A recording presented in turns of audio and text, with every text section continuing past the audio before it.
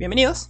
Sí, el día de hoy vamos a continuar con este mini curso, ¿no?, de álgebra lineal, de repaso. Vamos a entrar ya a lo que es el álgebra lineal como tal, siendo que hoy vamos a ver lo que son espacios vectoriales y transformaciones lineales. Para introducirnos bien al álgebra lineal, será necesario hablar un poco antes de lo que es el álgebra abstracta. Entonces, primero vamos a definir lo que es la ley interna, ¿sí?, y la ley externa.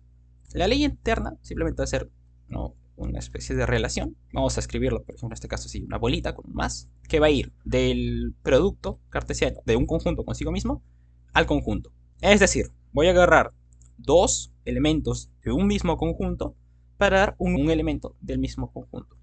No, por ejemplo, yo un x, ¿no?, le vamos a decir más y va a ser igual a z, ¿no? Como digo, en este caso puede ser, por ejemplo, el 1 más 2 igual a 3. Esto es un número natural, esto es otro número natural, y nos da un número natural. Esto va a ser una ley interna. Nosotros también podemos hablar de ley externa. Esta relación que va a ir del producto cartesiano de un conjunto A con un conjunto B y va a ir, ¿no?, al conjunto B, ¿no? En este caso no vamos a expresar sino el alfa que pertenece al A, en este caso digamos es una multiplicación por el B y nos va a dar un B'. Un caso, por ejemplo, sería el que vimos antes en lo que viene a ser el álgebra matricial, ¿no? Por ejemplo, si multiplico 2, ¿no?, por una pequeña matriz, digamos 2, 0, 0 menos 1, esto nos va a dar otra matriz que va a ser 4, 0, 0, menos 2. Estamos multiplicando un número por una matriz, ¿no? Son dos cosas diferentes. Y nos da una matriz. Eso es una ley externa, esto va a ser una ley interna. Entonces, con esto ya vamos definiendo lo que es una estructura algebraica. Entonces vamos a ir con la primera de las estructuras, que viene a ser un grupo. ¿Qué es un grupo? ¿No? Vamos a decir G va a ser un conjunto, ¿no?, con una ley interna. Vamos a agarrar esta ley interna. Y vamos a decir más por el momento, ¿sí? Entonces, el par, ¿no?, de este G con esta ley interna, o sea, estos dos juntos, van a ser un grupo si y solo si se cumplen las siguientes propiedades. ¿Ok?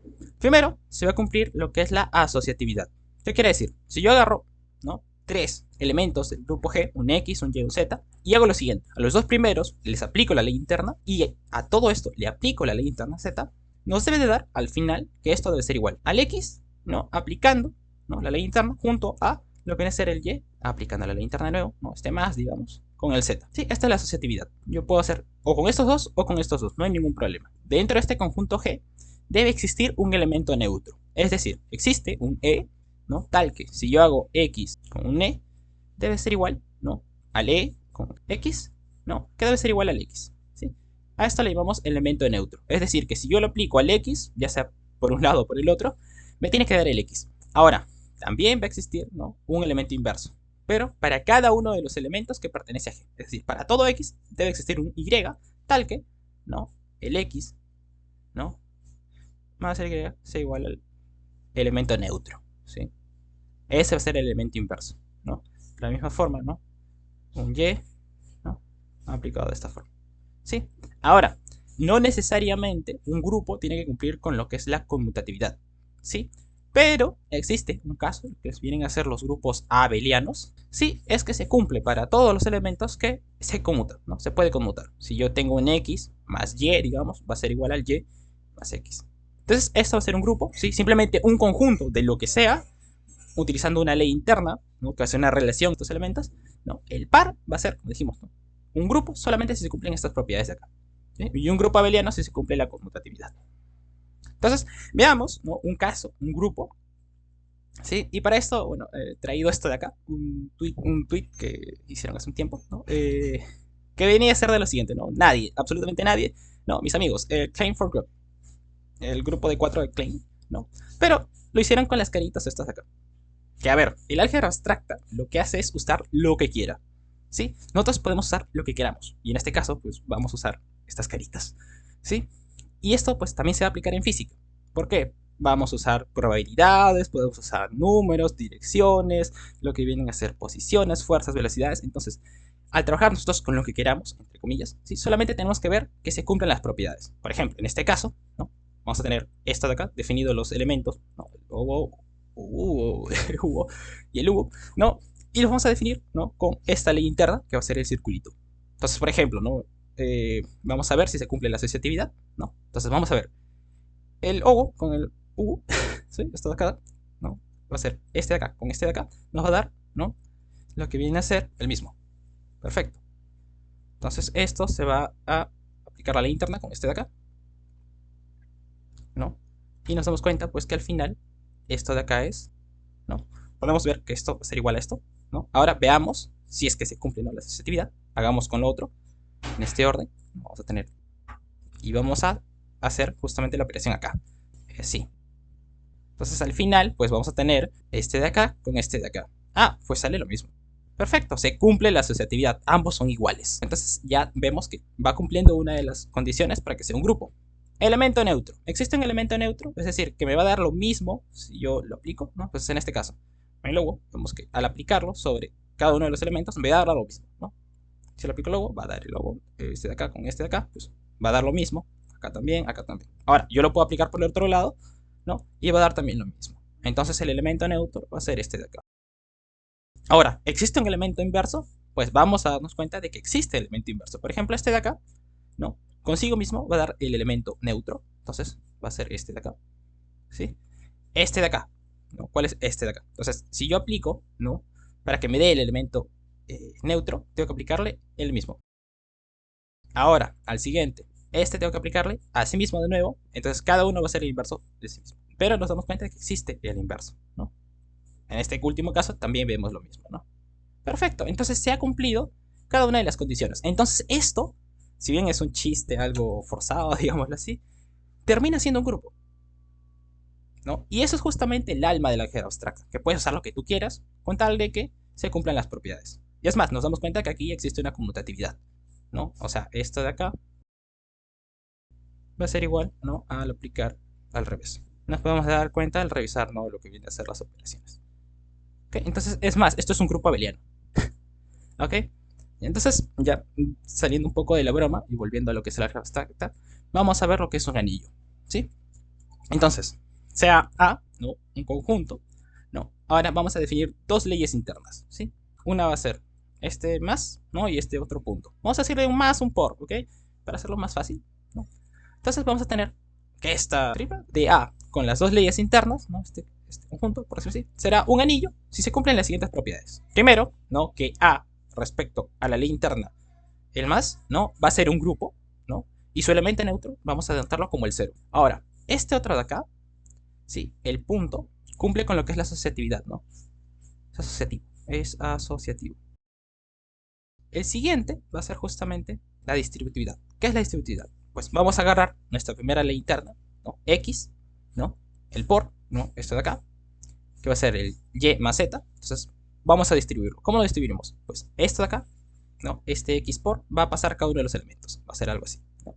Entonces este X por el Y más lo que viene a ser acá el X por el Z. Entonces aquí decimos de que hay una distributividad, ¿no? Ahora, esta otra parte va a ser el X más Y por el Z, ¿no? Esto de acá lo podemos distribuir de qué forma. Aquí metemos, ¿no?, lo que viene a ser cada uno de los elementos. Cada uno de los elementos, ¿no?, el Z, el por Z. Entonces vamos a tenerlo así, ¿no? Por ambos lados debe ser distributivo. El anillo va a ser unitario, ¿no?, si es que existe un E que pertenece a, tal que el E por el X va a ser igual al X por este mismo E y va al X, ¿sí? Recuerden que como hemos dicho simplemente que esto es asociativo, en ningún momento mencionamos que existe un elemento neutro en lo que viene a ser la multiplicación. Si este de acá segundo es conmutativo, ¿no?, o sea, si es conmutativo, el grupo también lo es, ¿no? El grupo será conmutativo si este de acá también es conmutativo. Acá podemos hacer algo muy parecido a lo que hicimos con los grupos. Podemos agarrar lo que nosotros queramos con tal de que se cumplan, ¿no?, estas propiedades. Y con eso ya nosotros podemos definir lo que viene a ser un cuerpo. El cuerpo va a ser un anillo unitario, K con este más, con este por, ¿no?, estas dos leyes internas. Es un cuerpo si se cumple que esta cosa de acá, que va a ser justamente, ¿no?, el conjunto menos el cero o el elemento neutro de lo que viene a ser la suma con lo que viene a ser la multiplicación, es justamente un grupo.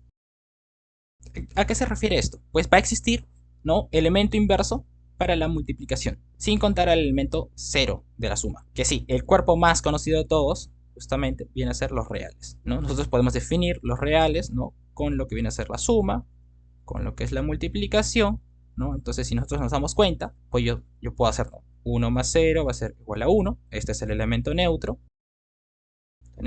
Podemos tener también lo que viene a ser la asociatividad, ¿no? Yo puedo hacer 2 más 3 más 5 va a ser igual, ¿no?, a 2 más 3 más 5, ¿no? Entonces nos damos cuenta de que cumple, ¿no?, que esto es un grupo, ¿no? Bajo la suma.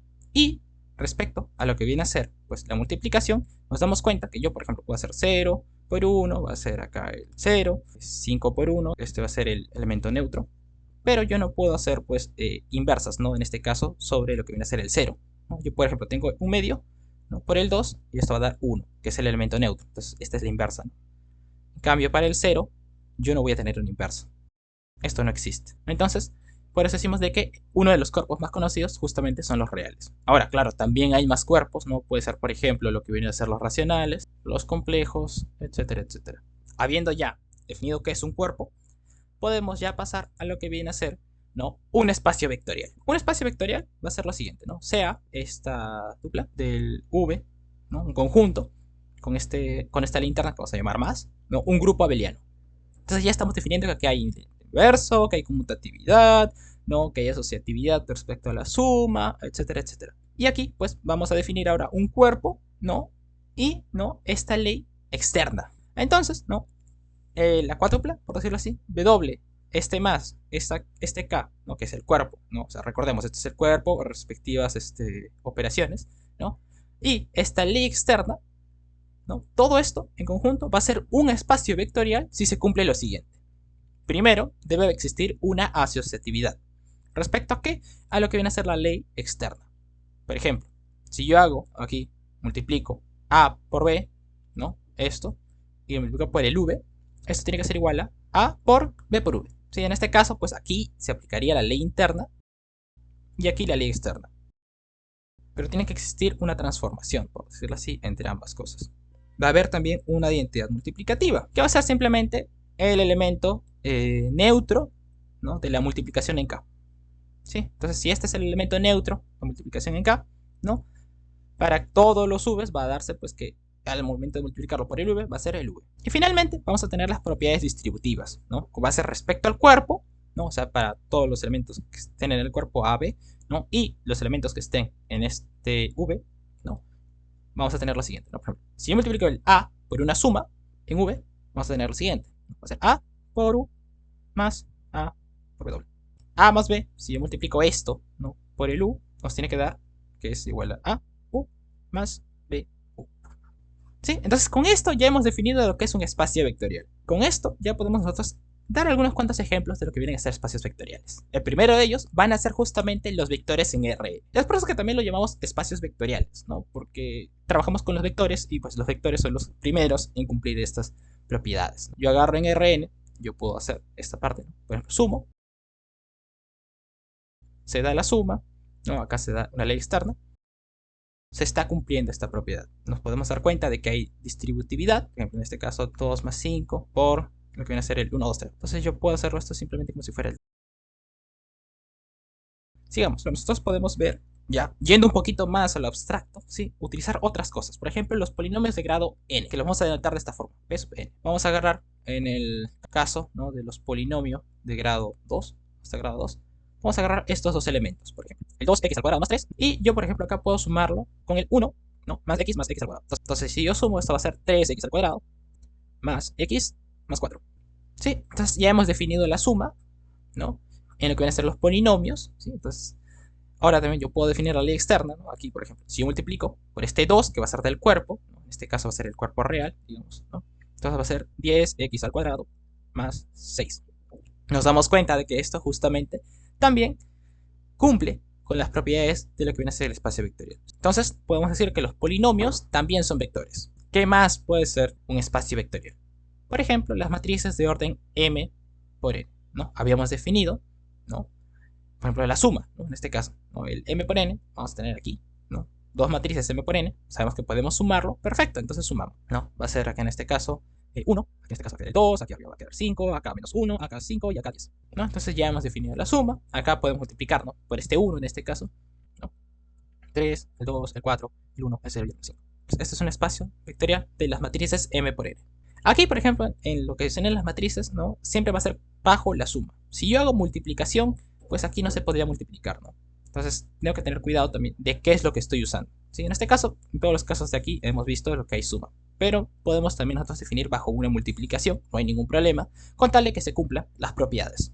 ¿Qué más es un espacio vectorial? pues las funciones en un intervalo a, b. Entonces vamos a escribir así, ¿no? Con funciones que van en un intervalo de a hacia b. Entonces digamos que el intervalo sea de menos 1 a 1. Entonces yo puedo definir aquí f de x igual al seno de x, ¿no? Puedo definir un g de x, que va a ser el valor absoluto de x. Entonces yo puedo definir un h de x, que va a ser justamente la suma. ¿Ok? Entonces existe una suma, ¿no? Y en este caso sería, pues, ¿no? El seno de x más lo que viene a ser esta parte de acá. Bajo la ley externa, pues también existe, ¿no? 2 seno de x aquí, simplemente. Esto también va a ser, ¿no? Un espacio vectorial. Vamos a ver lo que es un subespacio vectorial. Viene a ser simplemente un conjunto W, incluido en el V, ¿no? Nuestro espacio vectorial total, ¿no? Que posee una estructura de espacio vectorial. Es decir, si existe un espacio vectorial dentro de otro, nosotros podemos decir que va a ser un subespacio. Hay una pequeña nota, ¿sí? Que el 0, ¿no? En V, también pertenece al W. Esto recordando ya que como es un grupo abeliano, tiene que existir el elemento neutro, ¿no? Y en este caso, el elemento neutro en W también tiene que ser el mismo elemento neutro de V.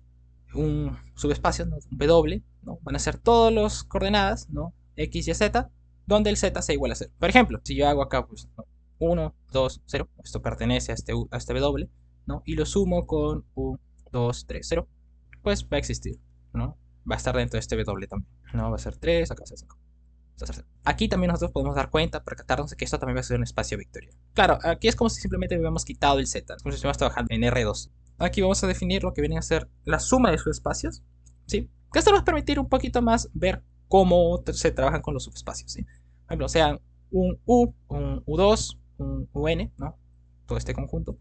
Subespacios de V, ¿no? La suma, ¿no? De estos subespacios va definida de esta forma, ¿no? Una suma externa. No va a ser igual, ¿no? A un conjunto donde se den pues justamente la suma de los vectores que están dentro de estos espacios, donde cada uno va a pertenecer pues a su respectivo, ¿no? El U1 va a referir al U1, el U2 al U2, el UN al UN. Por ejemplo, en RTs vamos a tener dos rectas. Yo aquí, por ejemplo, en esta recta azul, yo puedo definir un espacio vectorial, ¿sí? Simplemente usando un vector acá como unidad. Entonces yo puedo restarle acá otro vector en la misma recta, ¿no? Y yo puedo ir alrededor de esta recta, ¿no? Multiplicarlo por 2, digamos, ¿no? Va a ser un poquito más largo, más chiquito, ¿no? Y si nos ponemos un poquito más formales, ¿no? Pues aquí vamos a hacer lo que viene a ser, ¿no? el V, y lo podemos multiplicar por un número alfa. Entonces vamos a tener aquí toda una recta llenecita de vectores y justamente va a dar un espacio vectorial. Normalmente le decimos de una dimensión, ya vamos a ver a qué nos referimos con eso después, ¿no? Y por acá, por ejemplo, otra recta que pasa por el 0, recordemos que tiene que pasar por el 0, y esta también va a poder justamente definirse otro espacio vectorial. Aquí, digamos, esta va a ser la recta 1, esta va a ser la recta 2, y sobre estas rectas podemos definir vectores, ¿no? Recordemos, todos van a tener la misma dirección en este caso. Entonces, cada una de estas rectas va a representar un espacio vectorial por separado, ¿no? Un V, vamos a ponerle pues, ¿no? Un U1, el U2. Entonces, ¿qué sucede? Yo lo que quiero es una suma de estos dos subespacios. ¿Cómo hago esta suma? Pues tendría que sumar, ¿no? Los vectores que están en U2 y en U1. Por ejemplo, si yo sumo estos dos, pues me va a dar, pues, usando regla del paralelogramo en 3D, va a dar un vector por acá. Entonces ya vamos dándonos cuenta por dónde va a ir el asunto. Vamos a tener que sumar los vectores de todo esto y, bueno, evitándonos, ¿no? La fatiga de hacer todo lo que existe acá, porque son infinitos, vamos a ver pues que al final nos va a dar esto de acá, ¿no? Un plano entero, ¿sí? Sobre el cual van a estar los puntos, las coordenadas de estos vectores. Al sumar yo estos dos, que es justamente estos dos subespacios, ¿no? Va a ser sumar sus vectores, nos va a dar todo aquí un plano. Este nuevo plano va a ser un espacio vectorial, que va a estar definido justamente con estas dos líneas. Es aquí donde también aparece la suma directa, ¿no? Que es cuando la intersección que hay entre estos conjuntos es el 0. Por ejemplo, en este caso, pues el único elemento que coordina entre el U1 y el U2 es el 0, ¿no? Entonces va a crear un plano. Entonces es una suma directa, se dice. Ahora, lo que hemos hecho acá, pues este U1 más U2 más UN, les debe de recordar, ¿no? A lo que viene a ser una ecuación lineal, ¿no? Tiene esa forma. De modo que aquí aparece lo que viene a ser la combinación lineal. Sean los vectores, ¿no? V1, V2, Vn, que pertenecen al V, ¿no? Y el A1, el A2, así hasta la N, que pertenecen al cuerpo de este espacio vectorial, se va a llamar combinación lineal a todo esto de acá. Otra vez, es como si estuviéramos hablando de una ecuación lineal. Entonces, A1, ¿no? Por B1, más, ¿no? A2 por B2, más, así sucesivamente hasta el AN por VN. Entonces, esto de acá va a ser una combinación lineal de estos vectores. ¿Sí? Recordemos que estos no son números, son vectores, Pueden ser funciones, matrices, ¿no? Lo que nosotros queramos. Ahora, podemos nosotros hablar de lo que va a ser el espacio generado por un conjunto de vectores. Al igual que acá, vimos que justamente ¿no? estos dos vectores pues dan un nuevo vector acá, que está fuera de estos dos espacios, que eran el 1 y el 2, ¿no? Y nos da un espacio más grande, ¿no? Acá va a suceder lo mismo. Pero en este caso, ¿cómo definimos el espacio generado por conjunto de vectores? Simplemente como el span, v1, v2 hasta el vn, ¿no? De la siguiente forma. Todas las combinaciones lineales posibles, ¿no? De estos vectores. El span va a ser justamente un espacio vectorial, ¿no? Definido por estos vectores. Entonces el span va a ser el subespacio más pequeño que contiene a los vectores. ¿Sí? Se le denomina por lo general de esta forma, LA, donde A es justamente el conjunto generador o el conjunto este de acá, ¿no? V1, V2, Vn. Yo puedo definir acá un vector V, ¿no? V y acá el vector U, ¿sí? Entonces, este vector, ¿no? V y U, lo que podemos hacer es multiplicarlos cada uno por un número, ¿no? Dentro del cuerpo, entonces va a ir para acá, digamos, ¿no? Los reales, o va a ir para acá en caso que sea negativo, de la misma forma con el U, ¿no? Y vemos que justamente es lo que habíamos hecho antes, ¿no? De la suma de lo que viene a ser los espacios vectoriales, ¿no? Este caso nos va a dar un plano. Y este plano entero, pues va a ser también un espacio vectorial, ¿no? Que contiene el 0. Nos damos cuenta que contiene el 0. Entonces aquí, pues, se va a dar también que justamente este plano, vamos a ponerle W, ¿no? El plano W va a ser igual, ¿no? A la suma, al span, ¿no? Al span de lo que viene a ser el V, ¿no? Y el U, ¿sí? Y de la misma forma nosotros también podemos decir, ¿no? El 1 va a ser pues el span, o en este caso span, de lo que viene a ser el V, ¿no? Y para el otro el U2 va a ser, este es el span, ¿no? Del U. Perfecto. Entonces así es como vamos definiendo estos subespacios vectoriales. Nos damos cuenta que no es todo el espacio R3, ¿no? Es por eso que vamos a usar así de esta forma. Vamos a hablar de la independencia lineal, ¿sí? Aquí se dice, ¿no? Que un conjunto de vectores V1, ¿no? Hasta el Vn son linealmente independientes. Vamos a ponerlo más rápido, LI. Si la única forma de que esta combinación lineal sea igual a 0, sea cuando todos los coeficientes son iguales a 0. Aquí tenemos, por ejemplo, el 2, 1, ¿no? El 3, menos 2. ¿Sí? ¿Son linealmente independientes? Veámoslo. Yo sumo, voy a poner acá un alfa, ¿no? 2,1, ¿no? Más un beta, 3 a la menos 2. Y esto va a ser igual al 0, ¿no? Al 0, 0 en este caso. Vamos a ver si se cumple. No, esto va a ser 2 alfa, alfa, más 3 beta, menos 2 beta. Sumando va a ser el 2 alfa, más 3 beta. Y acá pues ponemos una coma, ¿no? Alfa, menos 2 beta. Ya tiene que ser igual al 0, 0. Nos podemos percatar pues que para que esto sea 0, pues ambos tienen que ser 0. La alfa tendría que ser igual a 3 medios de beta, o a la vez tiene que ser, ¿no? Alfa igual a 2 beta. Entonces, para que estos dos casos se cumplan, a la vez, ¿no? Ambos tienen que ser ceros. Entonces son linealmente independientes. Vamos a ver unas consideraciones, ¿no? Sean los vectores v1, v2 hasta el vn, que pertenecen, en este caso, al kn, ¿no? Serán linealmente independientes si la matriz, de esta forma, ¿no? Tiene determinante diferente de 0. ¿Esto por qué? Recordemos que en las matrices nosotros habíamos visto las OPR, ¿no? Que eran justamente sumar por renglones, ¿no? Cambiar los renglones, multiplicar un renglón por algo, ¿no? O de alguna manera sumarle un renglón a otro. Entonces, si yo tengo, pues, en este caso, pues, digamos, ¿no? Estos dos vectores y lo pongo de esta forma, ¿no? El v1, que va a ser el 2, 1, y para acá, el 3, 2, 3 menos 2. Entonces, no, yo puedo hacer las operaciones por renglones, que también lo puedo hacer con las filas, las columnas, ¿no? En este caso, pues si yo sumo, ¿no? Por ejemplo aquí, puedo hacer esta operación, sumamos, por ejemplo, 5, acá va a ser menos 1, entonces va a quedar. Ah, ok, entonces yo puedo hacer lo mismo que habíamos hecho, solo que con las columnas. Recordemos que si la determinante va a ser 0, puede ser porque una de las filas va a ser 0, ¿no? Esto va a ser pues como si multiplicamos nuestra fila por 0, ¿no? Entonces ese 0 sale, ¿no? De modo que pues aquí va a quedar, ¿no? Si esto es 0, ¿no? Es como si yo pudiera expresar una de estas filas como la suma de los demás. Hay una independencia lineal, ¿no? Veamos. Aquí, ¿cuál es la determinante de todo esto? ¿No? Yo multiplico 2, ¿no? Por menos 2, ¿sí? Y aquí resto 1 por 3. ¿Okay? Nos damos cuenta que en este caso pues va a ser menos 4, menos 3, ¿no? Y esto va a ser igual a menos 7. En este caso son linealmente independientes. Entonces, vamos a ver otras consideraciones más, ¿no? Cualquier subconjunto de un conjunto de vectores en L que son LI es LI. ¿No? Entonces, por ejemplo, yo tengo un conjunto de 4 vectores, ¿no? Entonces, si son linealmente independientes, si yo quito uno de los vectores, este conjunto que queda va a ser también linealmente independiente. Porque recuerden, yo no puedo expresarlo como la suma de los demás. Perfecto.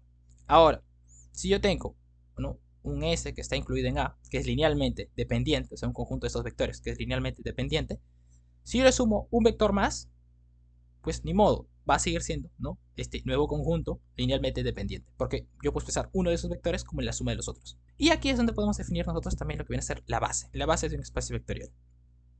¿Cómo definimos?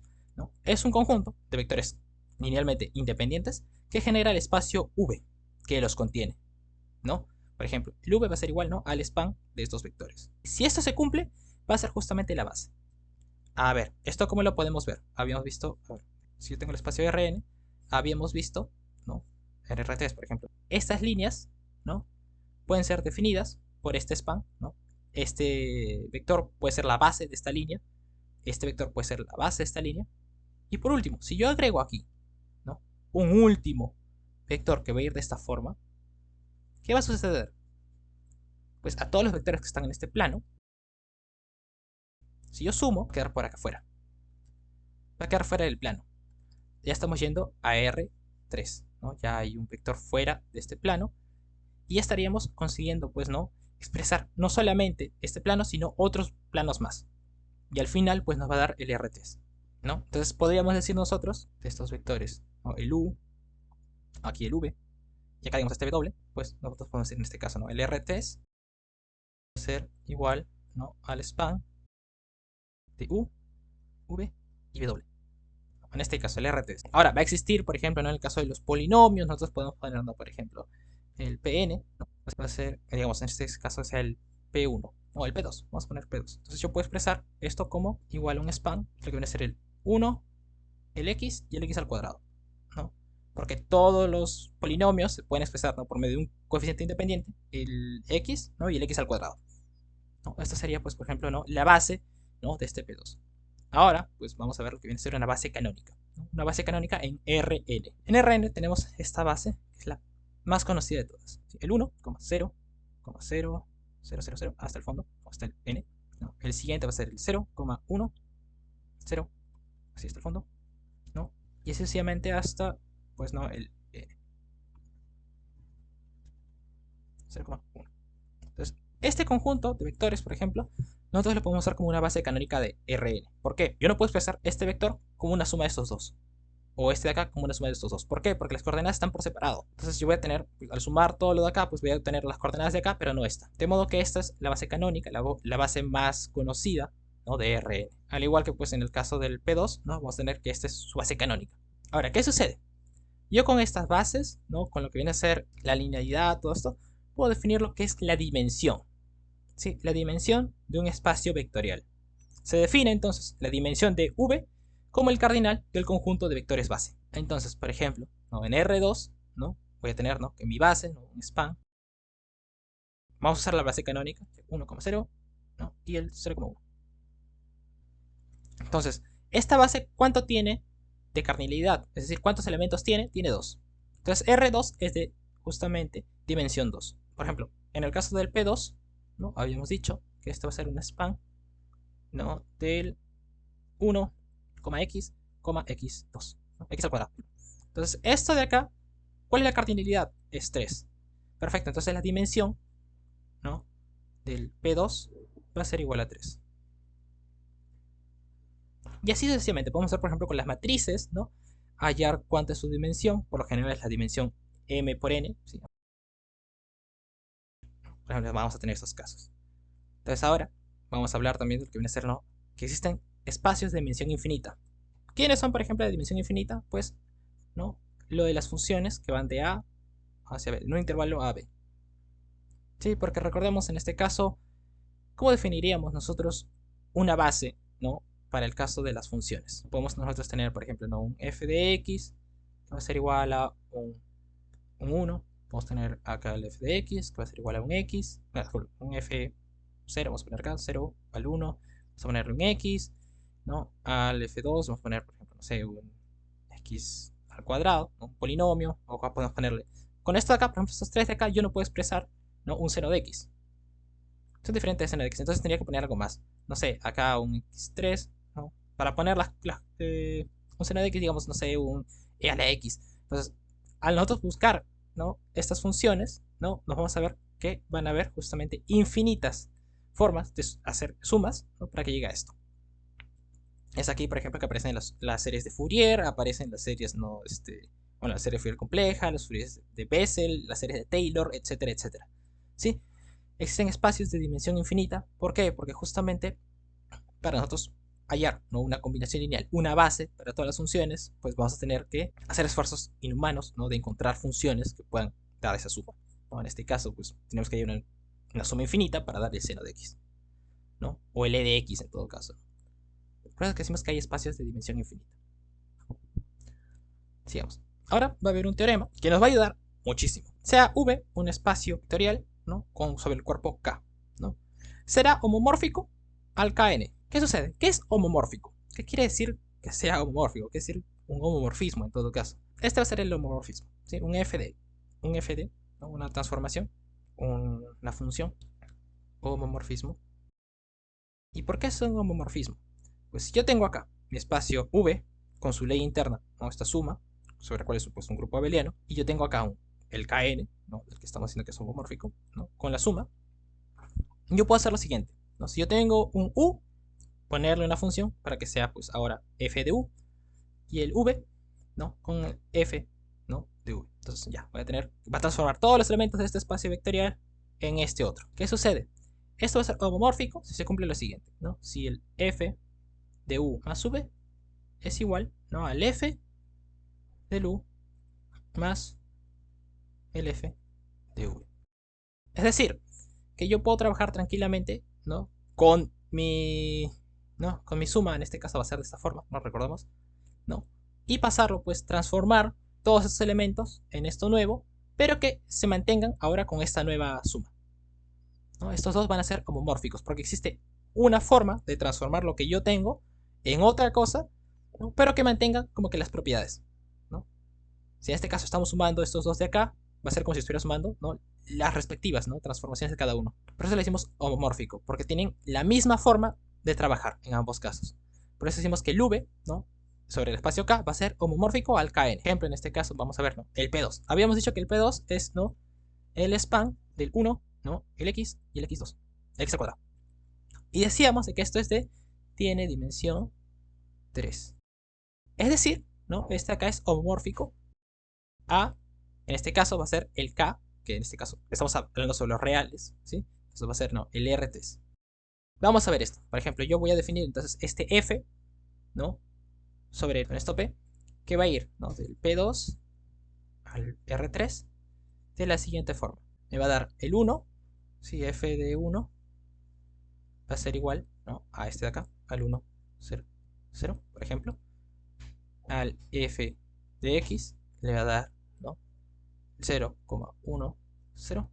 Y al f de x al cuadrado, ¿no?, por ejemplo, vamos a poner que va a ser de esta forma, 0,01. Entonces, por ejemplo, si yo sumo, ¿no?, 1 más x, esto me tiene que dar, pues, ahora un f de 1 más el f de x. Lo podemos definir de esta forma, ¿no? Va a tener en este caso, ¿no?, 1, 0, 0, más el 0, 1, 0. En este caso va a ser justamente ahora sí. Nos podemos dar cuenta que lo único que nos está diciendo es, pues, dar un número, ¿no?, respecto a su posición, digamos, ¿no? Podemos hacerlo así. Esto va a ser la suma de esto, pues va a ser la suma ahora de esto. Entonces podemos definir, ¿no?, el x1. Va a ser, este es el 1, este es el x, este es el x al cuadrado, ¿no?, el coeficiente que va a tener, pues, cada uno de ellos, ¿no? Entonces ahí decimos que es homomórfico, ¿no?, porque sus coeficientes, bueno, en este caso, pues los podemos pasar como un vector en R3. Simplemente vamos a dar el coeficiente. Y esto nos va a servir, ¿por qué?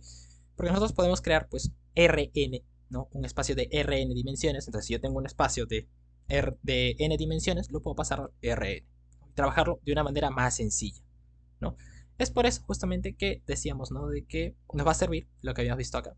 Yo puedo expresar mis vectores en el V ahora en el Kn. De modo que yo puedo hacer esto mismo, pero con lo que viene a ser, ¿no?, los del V, ¿no?, en este caso, lo que ha pasado a transformarse. Recordando de que justamente van a ser homomórficos, es decir, que si yo trabajo con esto, va a ser de la misma forma que yo trabajé con esto.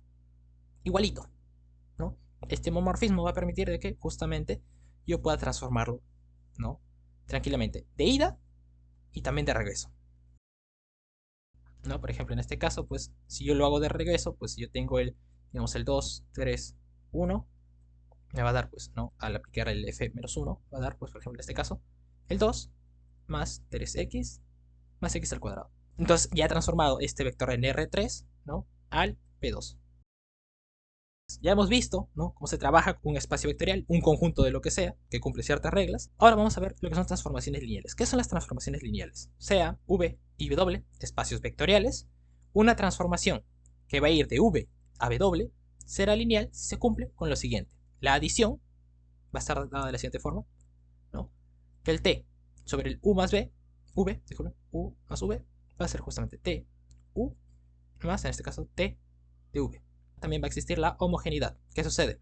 Si yo pues tengo la transformación de este lambda V, ¿no? Que el lambda va a pertenecer al K de V, si este va a ser el K de V, ¿no? Entonces va a ser ahora de esta forma. Aquí justamente nos tenemos que dar cuenta, como esto va a pertenecer al W, sí que esto es la transformación ya del V, ¿no? Este también pues va a ser el K, ¿no? De W. Entonces tenemos que ver que estos dos cuerpos sean iguales, ¿no? O en todo caso, en su defecto, puedes buscar de que sean, puedas expresarlo, ¿no? También de la otra forma, ¿no? Que puedas expresar tú este cuerpo, ¿no? A este cuerpo, ¿no? En general, pues, uniendo estas dos propiedades, ¿no? Podemos ver lo siguiente, ¿no?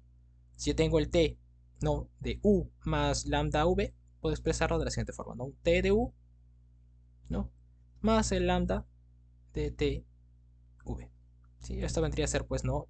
Los elementos ahora en W. Entonces, esto va a ser transformación lineal. Si se cumple esto de acá, que yo puedo transformarlo rápidamente. Es como una especie de homomorfismo, otra vez, ¿no? Sí, en efecto, esto de acá, esta transformación que hicimos acá, también se cuenta como una transformación lineal, ya que cumple con esto. Entonces, ya vimos un ejemplo. Entonces, otro ejemplo más. Por ejemplo, voy a pasar, ¿no? De P2 a P3, ¿no? En este caso es una generalización. Entonces, en este caso vamos a tener un U, un T de U, que va a ser al multiplicar el X más 1 por el U. Por ejemplo, acá yo en P2 vamos a transformar este X más X al cuadrado. Entonces, esto va a ser, ¿no? Ahora igual, ¿no? Al X más 1 por el X más X al cuadrado. Entonces nos damos cuenta que multiplicar, ¿no? Será aquí x al cuadrado más x al cubo más x al cuadrado. Entonces esto va a ser, ¿no? Igual a x al cubo, ¿no? Más 2 veces x al cuadrado más x. ¿Ok? Ahora esto sí pues pertenece al, ¿no? Los polinomios de grado 3, ¿no? Y esto es un polinomio de grado 2, ¿no? O sea, esto de acá no puede existir en este v, ¿no? En este P2, ¿no? Pero sí puede existir en P3. Por eso le decimos transformación lineal. Ahora, vemos nosotros que, por ejemplo, si yo hago acá, ¿no? Por ejemplo, transformación de x, ¿no? Más transformación de x al cuadrado, vamos a tener que acá es, bueno, x más 1, x, ¿no? Más x más 1, no, x al cuadrado. Entonces, esto acá yo lo puedo factorizar simplemente, ¿no? Entonces, se ve que cumple, ¿no? La linealidad. Entonces, esta es una transformación lineal, ¿sí? Otra transformación lineal, pues ahora aprovechando que hemos hablado esto de las dimensiones infinitas, por ejemplo, puede ser este de acá, ¿no? De las funciones infinitamente diferenciables, se le dice de esta forma, en R, ¿no? En los reales, a lo que viene a ser también el mismo conjunto, ¿no? De las funciones infinitamente diferenciables en R, ¿no? Vamos a tener entonces una transformación que va a ser de la siguiente forma. La derivada de esta función. ¿Qué sucede? Por ejemplo, si yo tengo un f de x y le sumo, ¿no? El g de x, ¿no? Y ahora le aplico la derivada a todo esto, ¿no? Por los que ya llevaron cálculos se podrán recordar de que esto de acá pues simplemente es la derivada de f de x más, ¿no? La derivada de g de x. Entonces esto de acá ha cumplido, ¿no? Esta suma. Es más, si yo multiplico a 2, ¿no? Por g en este caso, este 2 también va a pasar acá afuera, el 2g de x. Entonces esto cumple con la linealidad. ¿Sí? Esto también puede suceder, por ejemplo, ¿no? Con lo que voy a ser las integrales, etcétera, etcétera. Nos damos cuenta que existen, ¿no? Transformaciones lineales no solamente en espacios finitos, sino también en espacios infinitos. Esto nos va a servir bastante, por ejemplo, en cuántica, a veces necesitamos este tipo de cosas, ¿no? Como nota, nos tenemos que dar cuenta de lo siguiente, que para una transformación lineal, ¿no? Si yo agarro el 0 en v, ¿no? Va a ser el 0 en w. Eso tenemos que siempre tenerlo en cuenta, ¿no? Si yo hago la transformación del 0, me va a dar el 0 del otro espacio. Por ejemplo, regresando aquí, Por ejemplo, si yo agarro el 0 en P2, ¿no? La transformación de 0 va a ser, ¿no? X más 1 por 0. Esto es igual a 0. Sí, el 0 en P3. De la misma forma aquí, ¿no? Si yo agarro 0, derivo 0, derivada de 0, de x va a ser igual a 0. Sí, el 0 se mantiene. Lo metemos como una notita. ¿Ok? Ahora, vamos a ver la siguiente propiedad. Sea, ¿no? V y W, dos espacios de dimensión n. Entonces existe, ¿no? Un T que va de V a W, tal que se cumple lo siguiente. Si yo tengo este conjunto V1, V2 hasta Vn, que es base de W, entonces, y aparte también este otro conjunto, ¿no? W1, W2, ¿no? Wn. Entonces yo puedo definir una transformación que va a ir del V1, ¿no? O bueno, del VI al WI. ¿Qué va a suceder con esta transformación? Va a ser única. Entonces va a haber una única transformación que va a transformar una base de un espacio vectorial a otro espacio vectorial. Recordando que sean de la misma dimensión. Por ejemplo, ¿no? Habíamos visto acá antes lo del que me dé el coeficiente, ¿no? El f del x, ¿no? El f del x cuadrado y el f de 1, 0. Habíamos dicho que esto nos transformaba pues ahora en lo que viene a ser, ¿no? El 1, 0, 0, aquí el 0, 1, 0, y aquí el otro era el 0, 0, 1. Nos damos cuenta que esta es la base canónica y esta también sería la base canónica en este caso del otro, ¿no? Entonces, esta es única transformación. Es la única transformación que nos va a dar el otro. También hay una de regreso, pero bueno. De la misma forma podemos hacer para las demás. Sigamos, ¿no? Podemos hablar de operaciones entre las transformaciones. Así que van a ser adición y el producto escalar para lo que van a ser las transformaciones. Sean, ¿no? S y T, transformaciones lineales de V, ¿no? A, W, ¿no? Y este lambda que va a pertenecer al cuerpo. Entonces, vamos a ver que la suma va a ser de la siguiente forma, ¿no? Si yo tengo la suma de estas transformaciones sobre W, va a ser simplemente la transformación S sobre W más la transformación T sobre V. Aquí, por ejemplo, ¿no? En el caso del producto escalar, pues simplemente si yo hago este producto sobre el T, ¿no? Va a ser igual al T por el producto de esto. Es como si estuviéramos definiendo un espacio vectorial otra vez, solo que en este caso con las transformaciones, ¿no? Dándonos cuenta de este pequeño detalle, ¿no? Porque nos damos cuenta, ¿no? Podemos sumarlas, podemos multiplicarlas por un escalar. Se puede crear un espacio vectorial L que va a ir de V a W, el espacio de las transformaciones. Ahora nosotros también podemos definir entonces el producto de transformaciones. Si yo tengo un T que pertenece, ¿no? al espacio de transformaciones de U a V y tengo el S, ¿no? que pertenece al espacio de transformaciones de V a W, el producto ST va a pertenecer al espacio que va a ir de U a W, ¿no? y se va a definir de la siguiente forma. ST, ¿no? de U va a ser al S del T de U. Recordemos este U al espacio U, ¿no? el T de U. Recordemos, como esta es la transformación de U a V, va a ser, ¿no? en V, y el S pues va a pertenecer justamente, ¿no? a lo que viene a ser el W. Todo esto ya es transformando, ¿no? Y claro, esto dijimos otra vez, va a ser la transformación que va a ir de U a W. Nos damos cuenta acá, ¿no? Comenzamos con U, le hemos aplicado esta transformación, que es la multiplicación, el producto de transformaciones, ¿no? Y nos va a dar, pues, en el W. Ya que esto nos va de U a W, yo no puedo, pues, hacer un cambio acá, ¿no? Este ST, ¿no? es diferente, ¿no? al TS. Es igual que con las matrices, ¿no? Yo no puedo cambiar el orden simplemente porque quiero. En el otro caso era por el orden, ¿no? de las matrices. Había cierto problema al momento de multiplicar, entonces no podíamos hacerlo. Ahora, como estamos pasando de U a V primero, si yo aplico S, pues no está esta transformación sobre U, está sobre el V, ¿no? De modo que yo no puedo aplicar este S sobre el U. Yo no puedo hacer esto. No puedo aplicar primero S y después el T, ¿no? Tengo que percatarme de que se cumpla, pues, ¿no? el orden sobre el cual, pues, bueno, el orden que funciona, ¿no? Por así decirlo. Entonces, en este caso sería ST, diferente al TS. Puede haber un caso donde estos de acá, pues, sea igual. Puede haber, ¿no? Generalmente decimos esto. Sigamos entonces. Va a haber la propiedad entonces asociativa. Podemos aplicar nosotros primero estas dos como producto de estas dos, ¿no? Y sobre el T, ¿no? O puede ser también de la otra forma, ¿no? No hay ningún problema. Yo puedo asociarlo de esta forma, con estas propiedad, bueno, este producto de transformaciones, ¿no? No hay ningún problema. Recordemos que no podemos cambiar el orden otra vez, ¿sí? Ahora también tenemos que hablar de la identidad, ¿no? En este caso, si yo quiero aplicar la identidad sobre T, voy a tener que definir dos identidades, ¿no? Una identidad sobre V, que va a ir de V a V, ¿no? Y una identidad sobre W, ¿no? que va a ir de W a W, siendo que T va de V a W. Entonces esta transformación T pues va a ser igual, ¿no? Al t, ¿no? Último acá, ¿no? Como esto va a ir de v a w. Entonces, para que esto acá sea identidad, tiene que ser sobre v. Va a ser lo mismo si yo aplico el t primero, ¿no? Al u, bueno, al v, digamos. Entonces, ahora tengo que aplicarle la transformación identidad. Entonces, tenemos que percatarnos de que si queremos aplicar una identidad, van a ser diferentes, ¿sí? Uno va a ser sobre v y el otro va a ser sobre w. Tenemos que percatarnos de ese detalle. La distributiva, ¿no? En este caso, pues, van a haber dos distributivas, ¿no? En este caso, pues, el S1 sobre el T más el S2 sobre el T. Y este otro lado va a ser, pues, ¿no? El S sobre el T1 más el S sobre el T2, ¿sí? Recordamos justamente por qué definimos de dos formas, porque no se puede cambiar el orden, ¿no? No porque pues, este se cumpla, se va a cumplir el otro. En este caso, sí se va a cumplir.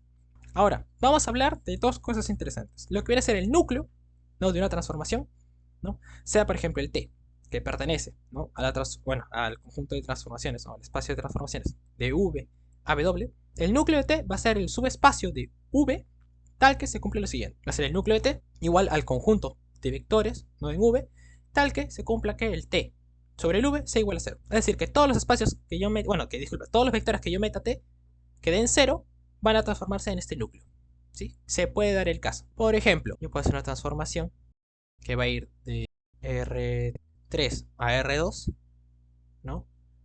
¿Qué me va a dar? Pues el XYZ me va a dar ahora el XY.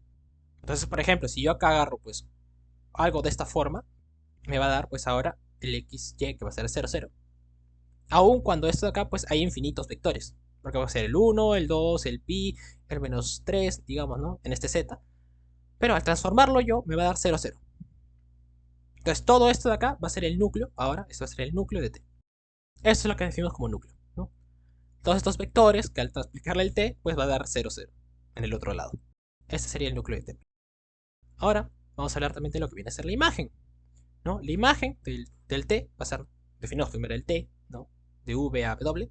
La imagen del T es un subespacio también de W, tal que, en este caso, para todos los W, tales que, de alguna manera, yo puedo expresarlo como la transformación de un V. Por ejemplo, en este caso, vamos a hacer el caso contrario. Si yo tengo acá, pues, el T va a ir de R2, digamos, ¿no? A R3 en este caso.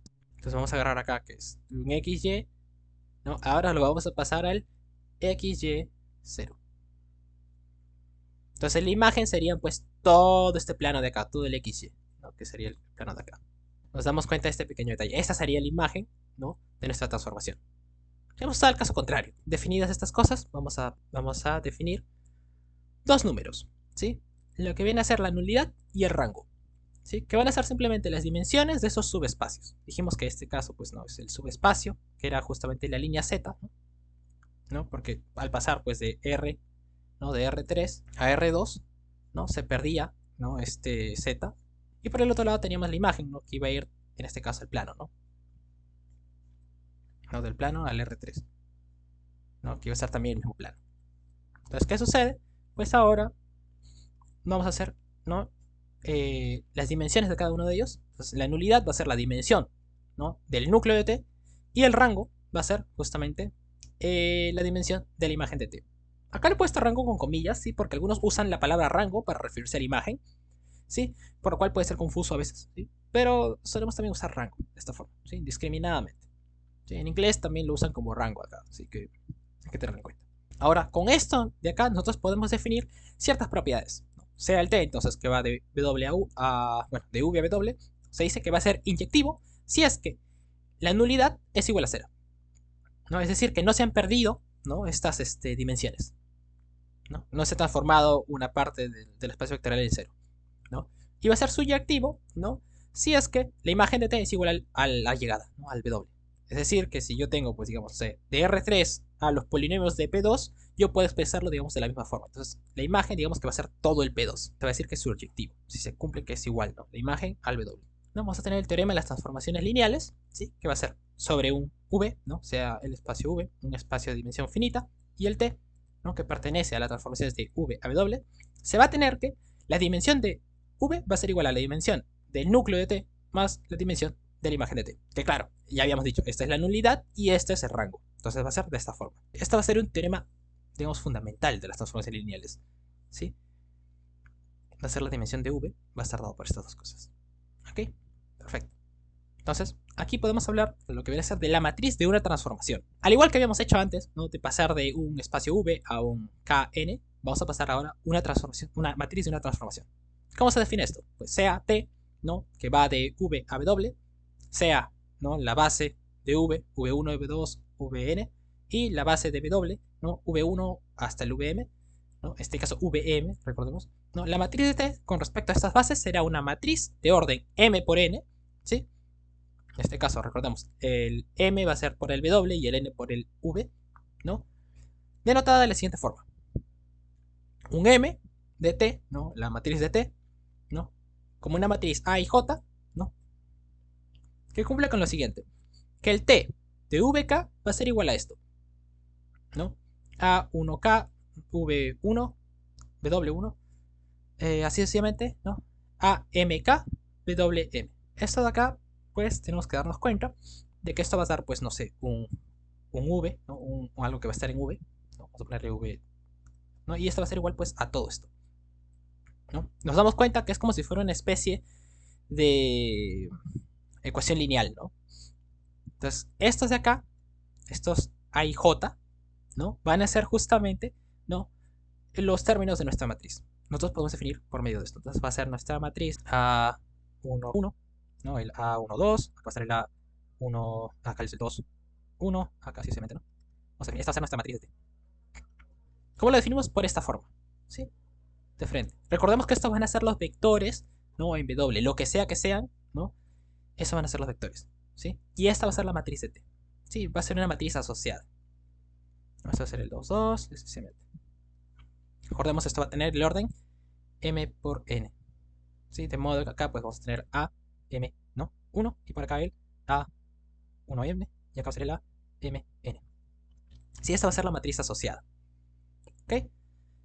Entonces, a veces va a ser necesario escribir esta matriz como T respecto a estas dos bases, ¿sí? Recordemos, va a ser respecto a estas dos bases, ¿por qué? Porque va a ser el T, ¿no? La transformación sobre cada uno de los vectores en V, y el otro lado va a ser pues una combinación lineal, por decirlo así, ¿no? Con estos coeficientes, ¿no? De lo que viene a ser, ¿no? La base de W. Así es como se va a definir la matriz de una transformación. Que bueno, esto es un proceso largo, no lo vamos a ver aquí. Y aquí, pues, podemos decir lo siguiente. Es decir, ¿no? Que este espacio de V a W va a ser homomórfico, ¿no? A las matrices, ¿no? Dimensión W a dimensión V. Bueno, de dimensión W por dimensión. Este es el orden, ¿no? Vamos a ponerle MN. Entonces yo puedo transformar, pues, mis transformaciones en matrices. Y ya, justamente, como ya habíamos tenido los espacios vectoriales, ¿no? De dimensión n van a ser homomórficos a Rn, nosotros podemos transformar, ¿no? Nuestros vectores, ¿no? En Rn, y ahora también las transformaciones en matrices. Con lo cual podemos usar todo lo que habíamos usado antes. Multiplicar matrices por vectores, etcétera, etcétera, ¿no? Esto va a ser justamente la razón por la cual hacemos toda esta parte. Ahora, finalmente, vamos a hablar de lo que es la transformación inversa, ¿no? La transformación inversa va a estar de la siguiente forma.